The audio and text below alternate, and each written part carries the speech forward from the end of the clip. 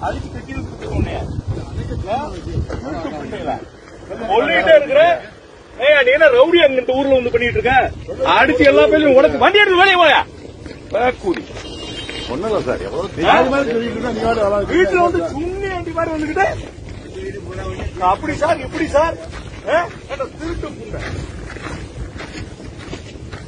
எல்லாருக்கும் ஒரு ரெஸ்பான்சிபிலிட்டி இருக்கு நான் தான் உங்களுக்கு அங்க வர்றேன்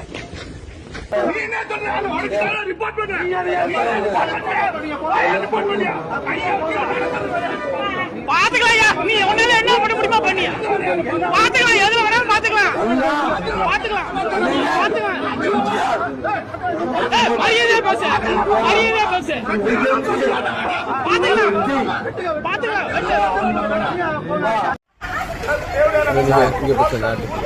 எவ்வளவு அசிங்கமா பேசுறாங்க.